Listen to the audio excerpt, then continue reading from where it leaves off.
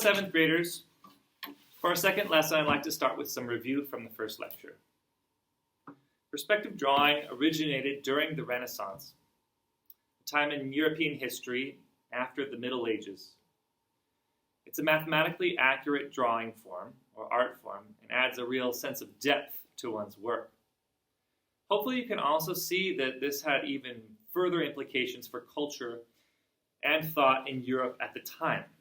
Now, figures like Jesus and Mother Mary could be seen as more lifelike, giving people more of a sense that God could be depicted as more human, and might even be human.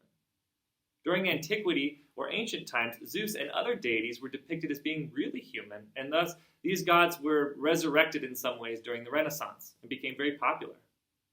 Not only were the old gods brought back, but also ancient books and scripture and philosophy that were not necessarily Christian came back too. Imagine the breath of fresh air there must have been as people began to express themselves more freely and develop new perspectives about the world around them. Get it? I also wanted to remind you of some of our tools. Remember, one pencil makes lighter lines than the other. Use the lighter pencil for sketch lines and the darker pencil to make final lines. The T-square, if you have one, goes like this. You put it on the edge of your desk so that it grips the edge of your desk, and then you put your paper at a perpendicular or 90-degree angle from that. You also have the triangle here. This is a 30-60-90, a 45-45-90, and we could use that to make right angles, as I'll demonstrate here in just a minute. As you can see here, I have two shapes, a rectangle and a trapezoid. A rectangle has two pairs of parallel sides, and a trapezoid has one pair of parallel sides. To make the center point of a trapezoid so that it is in perspective, all we have to do is draw diagonal lines from each of the corners like so.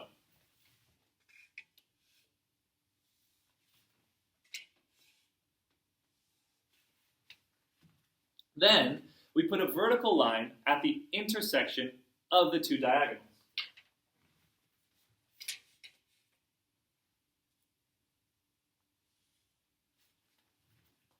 This is a process called extrapolation. In this lesson, we will be extrapolating a single trapezoid several different times. To extrapolate a trapezoid several different times, or in other words, instead of making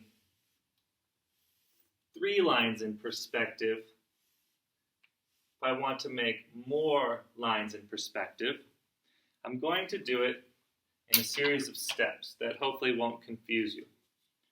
The first step is to repeat what I did when I extrapolated just once. I'm going to go ahead and put a diagonal through my trapezoid.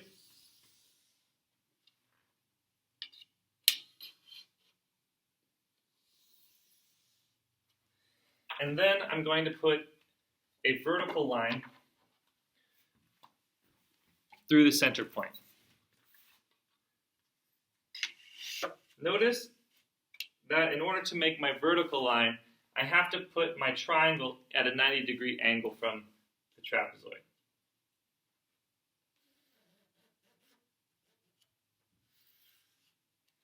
So now I have went ahead and extrapolated this one time. Now you can see, if I erase these orange lines,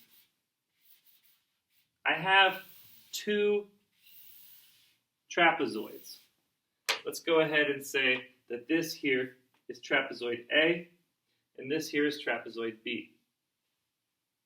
Now I can go ahead and extrapolate both of these trapezoids, and you can see that this will have a multiplying effect. I'm going to erase the A and the B, and now I'm going to extrapolate both of these trapezoids individually.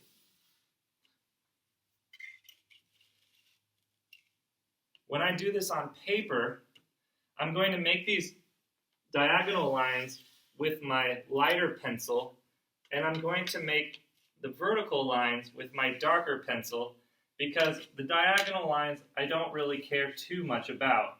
It's really about the vertical lines.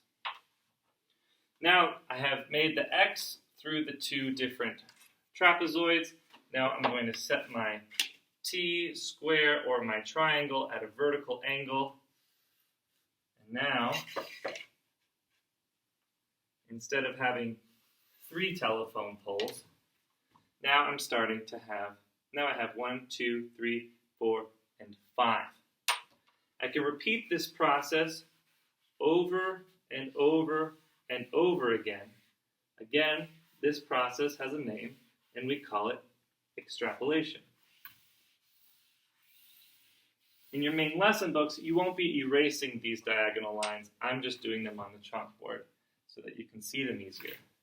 Now, if I'm going to extrapolate just one more time, I have this trapezoid, this, and this. We can call it A, B, C, and D.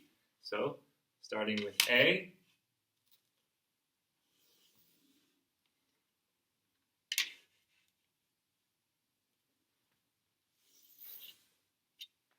B,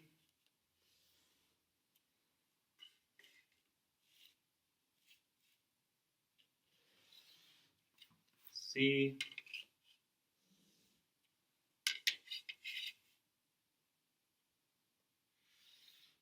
and D.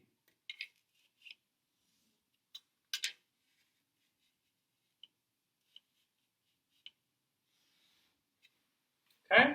Hopefully you're able to start to see the depth start to come out of the page, where this is the side closest, this is the side farthest away. Now, my vertical lines.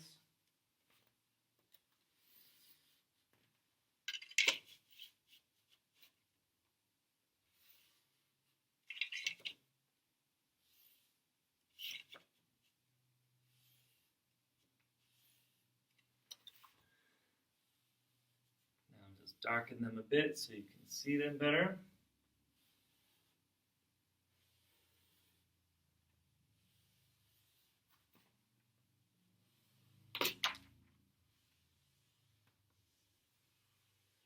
And now we have the illusion of depth that we could then apply to other drawings, just as Renaissance painters and artists applied a new sense of depth to their drawings, not just of buildings or of roads, but also of people as well. You can erase the crossing lines to make it easier to see. This is mathematically true.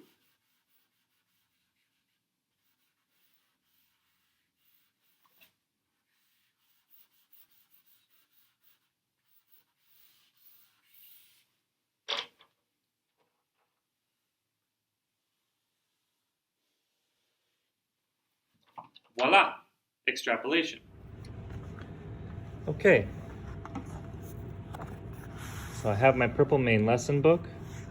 I open it up to the first page, page 1, which is blank. I turn the page.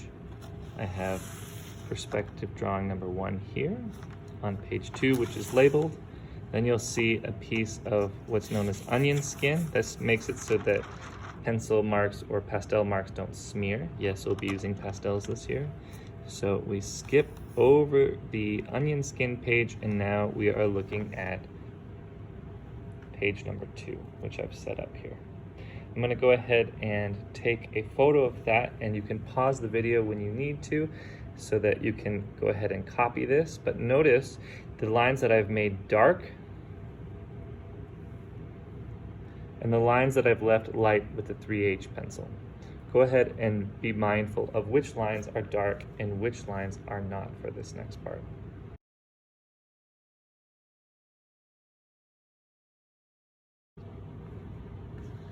Now what I'm going to be doing is I'm going to be extrapolating my rectangle and my trapezoid so we can see the difference. I'm going to use my 3H pencil to extrapolate my rectangle first.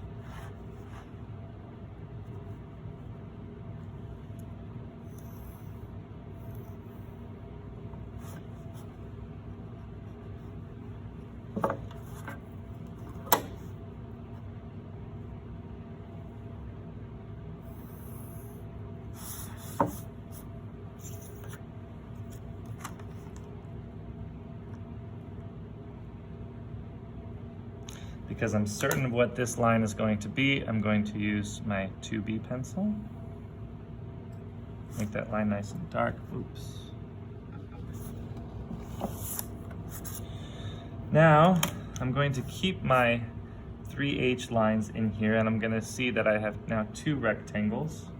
Switching back to my 3H pencil, I'm going to now extrapolate these 2 rectangles here.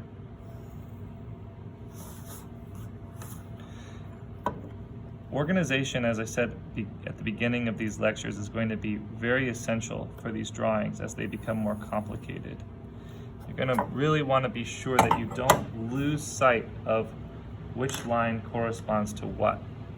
So here's my center point of this rectangle here, which looks more like a square right now. 2B pencil. Nice and dark. So, as I've done on the left, I do on the right.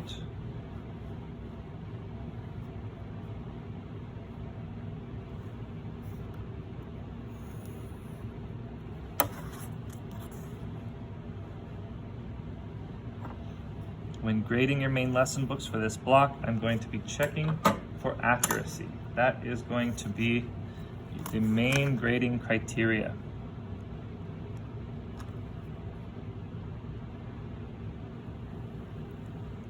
So take your time and work carefully. There. Now I'm going to go ahead and do the same for the trapezoid.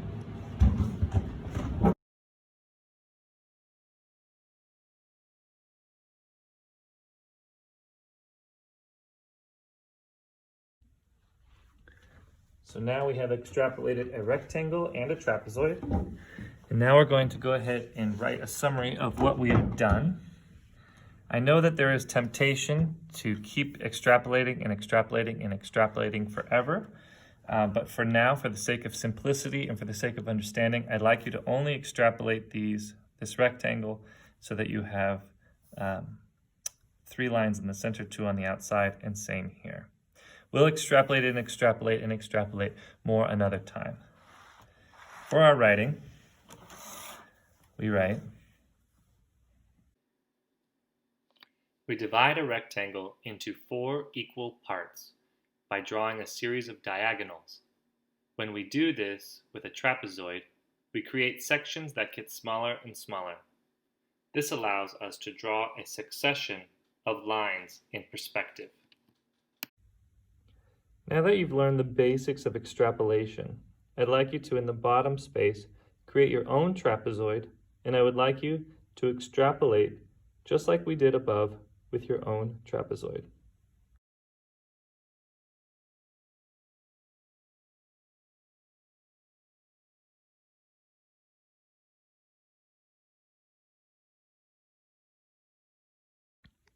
One thing I want to bring your attention to is these 2 intersecting points, one here and one here.